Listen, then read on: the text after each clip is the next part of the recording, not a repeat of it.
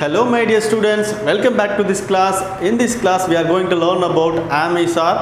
Come let's learn. Usages of am is are.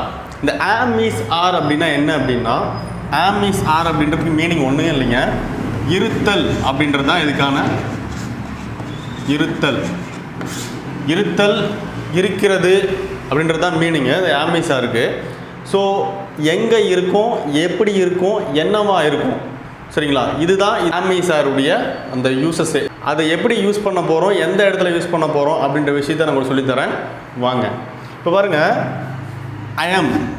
இங்கே பாருங்கள், முதல்ல வந்து பார்த்திங்கன்னா அந்த 7 வார்த்தைகளை வந்து நீங்கள் கண்டிப்பாக லேர்ன் பண்ணி வச்சுருக்கணும். இந்த 7 வார்த்தைகளும் நான் ஃபஸ்ட் கிளாஸ்லேயே எப்படி யூஸ் பண்ணணும் அப்படின்ற விஷயத்தை சொல்லி கொடுத்துருக்கேன். அதை பார்க்காதவங்க நான் ஐ கார்டு கொடுக்குறேன், அங்கே நீங்கள் பார்த்து எப்படி யூஸ் பண்ணணும், அது என்ன, அந்த அதுக்கான மீனிங் என்ன அப்படின்ற விஷயத்த நீங்கள் பார்த்துட்டு வந்துடுங்க, சரிங்களா? ஸோ ஐ அப்படின்னா என்னன்னு உங்களுக்கு நல்லாவே தெரியும். ஐனா நான், வீணா நாம் அல்லது நாங்கள், யூனா நீ அல்லது நீங்கள்.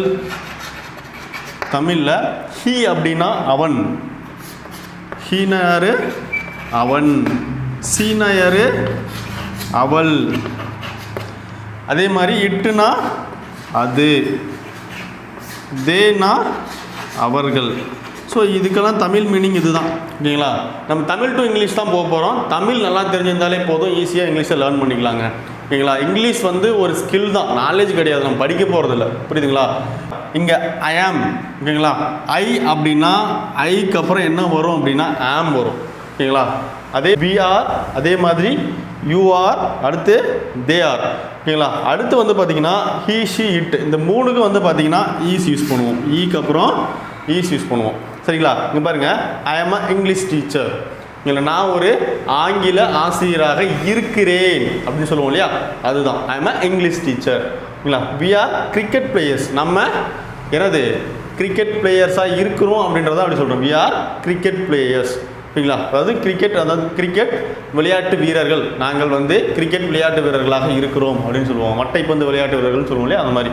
You are a good student, நீ ஒரு சிறந்த மாணவன் சொல்லுவோம் இல்லையா. அதே மாதிரி ஹீ இஸ் அ லாயர், ஓகேங்களா? அவர் வந்து ஒரு வக்கீலாக இருக்கார் அப்படின்னு சொல்லுவோம். அதே மாதிரி சி இஸ் ஃபைன் நவ், அவங்க வந்து உடம்புக்கு முடியாமல் இருந்தாங்க, இப்போ நல்லா இருக்காங்க. சி இஸ் ஃபைன் நவ், சரிங்களா? இப்போ எப்படி இருக்கிறோம் அப்படின்றது கேட்டோம் இல்லையா, சி இஸ் ஃபைன் நவ். இதுலேயே கொஸ்டின் எப்படி கேட்பாங்க, ஓகேங்களா? சி இஸ் எப்படி கேட்பீங்க, அவங்க எப்படி இருக்காங்க அப்படின்னு கேட்போம் இல்லையா. அவங்க எப்படி இருக்காங்க, அந்த மேடம் உடம்பு சரியில்லாமல் இருந்ததில் எப்படி இருக்காங்க, ஹவ் இஸ் சி அப்படின்னு கேட்போம் இல்லையா.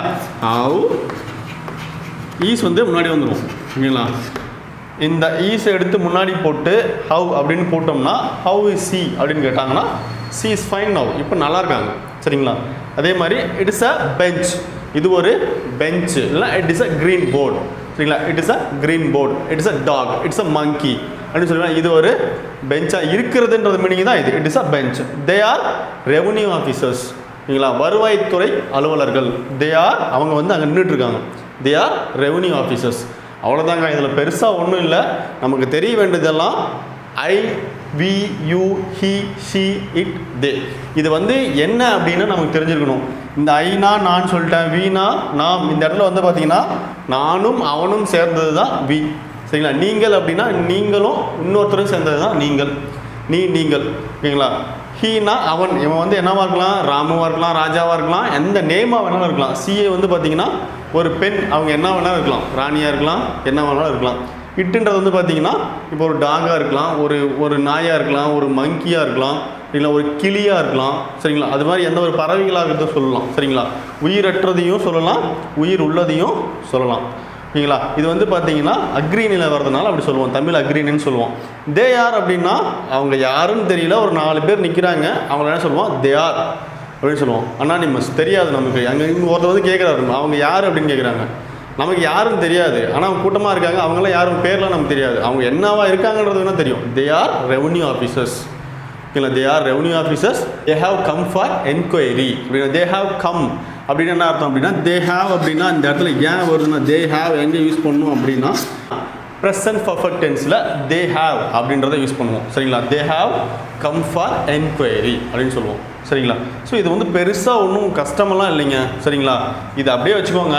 இது நமக்கு தெரிய வேண்டியது என்ன அப்படின்னா, முதல்ல நம்ம ப்ராக்டிஸ் பண்ண வேண்டியது I am, we are, you are, he is, she is, it is, they are அப்படின்னு ப்ராக்டிஸ் பண்ணிக்கிட்டோம்னா அதுக்கப்புறம் வரதை நம்ம அப்படியே ஒட்டிக்கலாம் கொடிய சரிங்களா. அவ்வளோதான்.